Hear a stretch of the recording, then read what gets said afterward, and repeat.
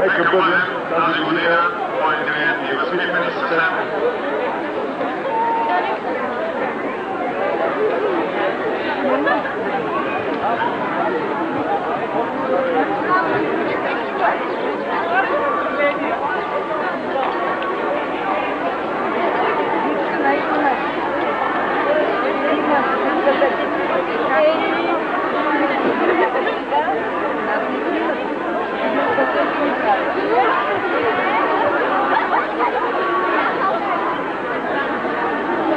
Ирно, за посрещане на знаменната група. Ура!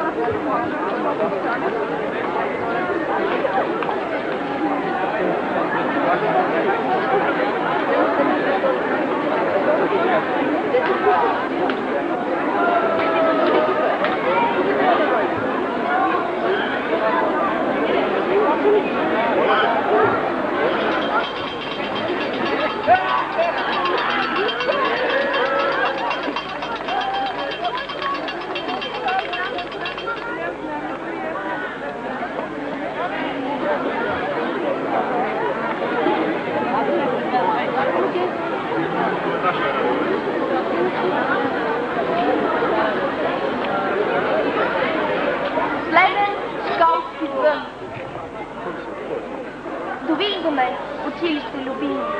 Ще догоряват залези и хора, и спомени, и чувства, и мечти. Ще разтъптят стълкъмите на двора, вечерни склоните ще зашепти. Животът своето от нас ще вземе и весело ще пее като капчук, когато за наследници след време ще дойдат нашите потомки тук. Отдавна беше онзи ден, когато събрахме се като немирно ято, все още малки, налетели птици, с очакващи и питащи зеници. Коя е тази? Кой е онзи там? Родител ли пристига и там? Къде е раснал? Град или село? И гледахме се бедно и разверно. И питахме се някак на шега, в един ли клас ще учим от сега? Отдавна бе, а сякаш беше вчера. Каква ли мярка времето се мери? И някога изведнъж ни умиляха. Учителите ролната ни стряха, другарите училищната стряха, учителите строги, но добри, класът и черната веста дори. Да поседнем, приятели, миг преди тръгване, да погледнем живота в очите, коридорите пусти, звънците замлъкнали, да си спомним за летните битки. 11 години за малко и милицата, децата. Сини мигове, някой да падат. 11 години за много и те си не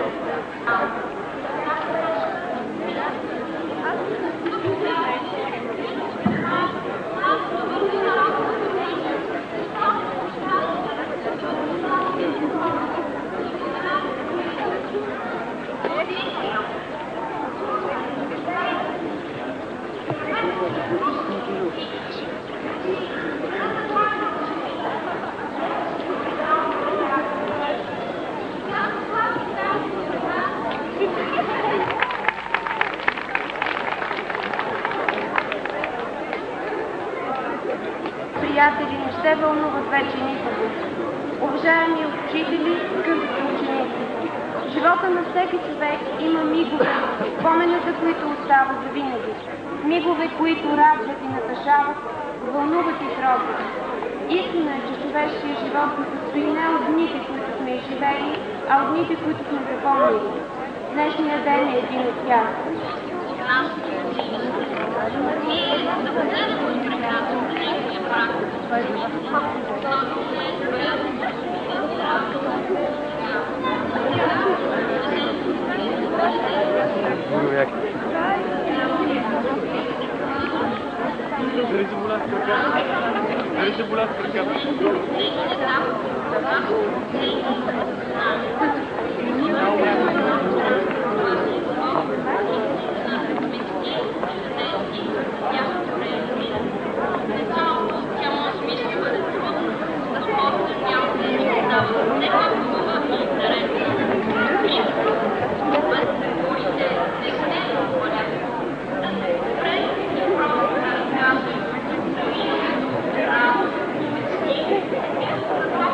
Гости, колеги и ученици, в навечерието сме на най-светлия за целия български народ празник 24 май, ден на славянската писменост, ден на светите братя Кирил и Методий.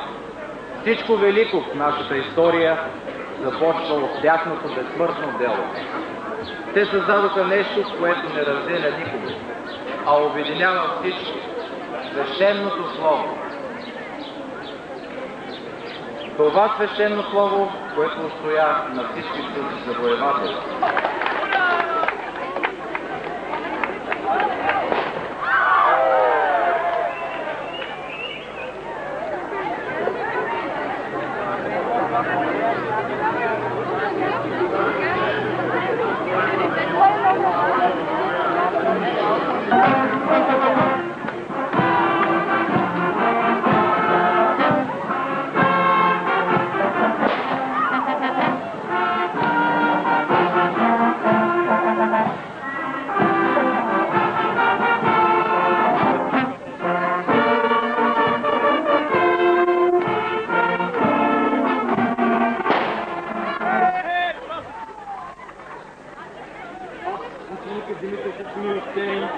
Замъкът на училище Иван Вазов, чисто и неопетнено. Предавам.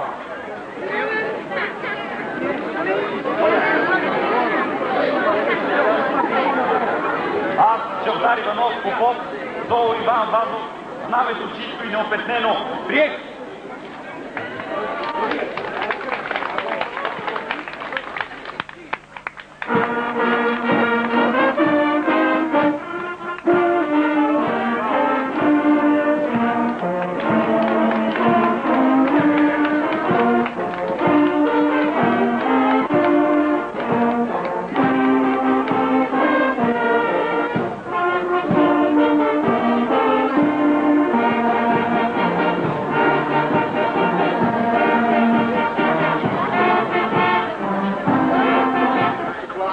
Заедно с тях